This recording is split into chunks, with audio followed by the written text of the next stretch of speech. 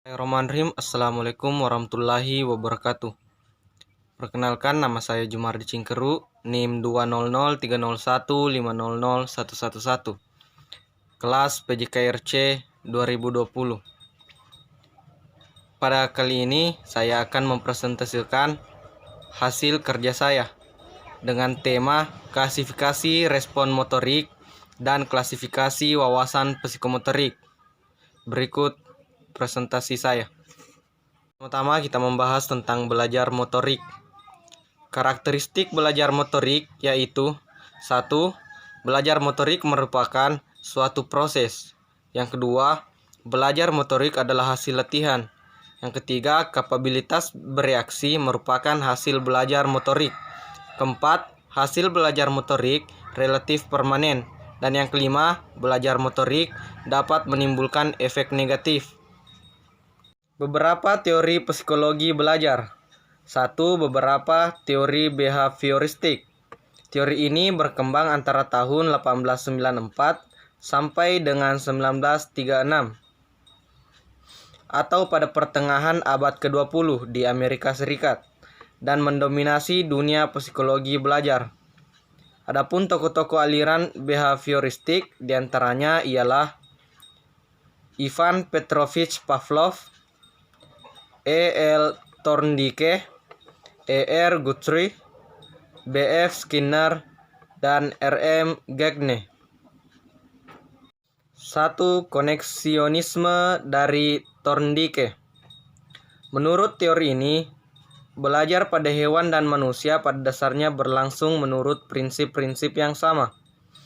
Dasar terjadinya belajar adalah terjadinya pembentukan asosiasi atau bond connection antara kesan panca indera atau sense impression dengan kecenderungan untuk bertindak atau impulse to action. Selanjutnya, bagian kedua, classical conditioning oleh Pavlov. Eksperimen-eksperimen yang dilakukan Pavlov mengenai berfungsinya kelenjar ludah pada merupakan contoh klasik mengenai bagaimana tingkah laku tertentu dapat dibentuk dengan pengaturan dan manipulasi lingkungan. Proses pembentukan tingkah laku tersebut disebut proses persyaratan atau conditioning process. Bagian ketiga, operan conditioning dari Skinner. Seperti Pavlov dan Watson, Skinner juga memikirkan perilaku sebagai hubungan antara pasangan dan respons. Teori ini dikembangkan dengan melakukan percobaan pada tikus yang dimasukkan kotak dan dipasang pengungkit, sehingga apabila pengungkit tersebut ditekan, maka akan mengeluarkan makanan. Berdasarkan hasil percobaan tersebut, Skinner membedakan adanya dua macam respons, yaitu 1. Respondent response, dan yang kedua, operant response. Beberapa teori kognitif. Teori kognitif ini muncul karena para ahli teori ini tidak dapat menerima ikatan stimulus atau S, respons atau R sebagai unit perilaku yang sangat memuaskan. A. Teori Gestalt dikembangkan Kafka pada tahun 1935, Kohler 1925, 1947, 1969, dan Wertheimer 1945. Dari hasil penelitian yang dilakukan, maka ditemukan hukum-hukum sebagai berikut. 1. Hukum pragnans atau penuh arti. 2. Hukum kesamaan atau law is similarity. 3. Hukum kedekatan atau law of proximity. Dan yang terakhir, hukum ketertutupan, law of closure. B. Teori medan Lewin. Mula-mula dikembangkan oleh Kurt Lewin 1935, 1936, 1942 berdasarkan teori Gestalt. Prinsip-prinsip Gestalt yang telah ditemukan diakui berlakunya oleh Lewin. Di samping itu, ia menambahkan unsur-unsur baru mengenai belajar seperti berikut. Belajar adalah mengubah struktur kognitif, peranan hadiah dan hukuman, masalah sukses dan gagal, dan taraf aspirasi. Selanjutnya, pemrosesan informasi. 1. Model pemrosesan informasi. Pemrosesan informasi merupakan proses psikologis yang merupakan suatu yang abstrak dan tersembunyi dalam dunia dalam. Karena sifatnya yang abstrak tersebut, maka para psikolog mendekati permasalahan tersebut dengan pendekatan model. Selanjutnya, pengembangan model pemrosesan informasi. Pemrosesan informasi merupakan suatu yang abstrak yang terjadi di dalam sebagai proses psikologis. Untuk kebutuhan analisis, berdasarkan arus masuknya pemrosesan informasi tersebut dapat dibagi menjadi 3 tahap, yaitu tahap identifikasi rangsang, tahap seleksi respons, dan tahap pemrograman respons.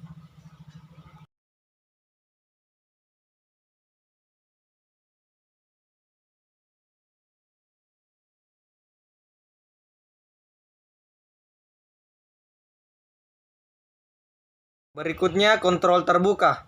Pengontrolan motorik dengan sistem terbuka terjadi apabila instruksi yang terjadi disusun terlebih dahulu dan dilaksanakan tanpa memperhatikan efek yang terjadi terhadap lingkungan. Seperti pada sistem pengontrolan tertutup, dalam pengontrolan sistem terbuka juga memiliki elemen-elemen penting yang harus ada untuk melaksanakan kegiatan pengontrolan.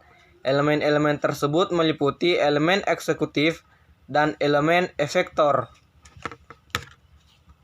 Selanjutnya, umpan balik dan pengetahuan tentang hasil.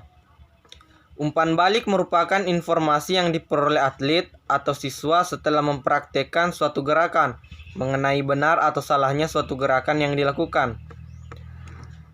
Yang pertama, klasifikasi umpan balik terbagi menjadi 2, yaitu umpan balik intrinsik dan umpan balik ekstrinsik. Pengetahuan tentang hasil.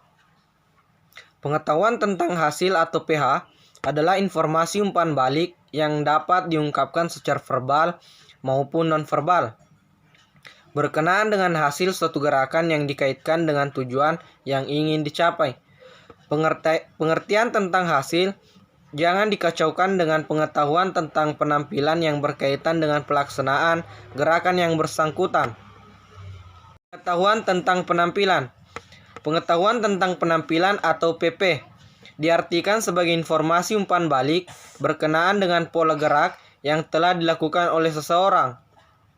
Bagi seorang guru atau pelatih, pengetahuan tentang penampilan merupakan salah satu bentuk umpan balik dalam rangka memperbaiki kesalahan pola gerak untuk mencapai hasil yang baik.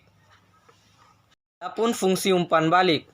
Sebagian besar para ahli sepakat bahwa manajemen umpan balik yang baik akan memperlancar proses belajar.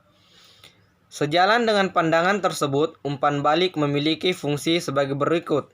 Pertama, sebagai motivator, dan yang kedua, sebagai bimbingan. Sekian persentase dari saya. Kurang lebihnya mohon dimaafkan. Wabillahi taufiq wal hidayah. Wassalamualaikum warahmatullahi wabarakatuh.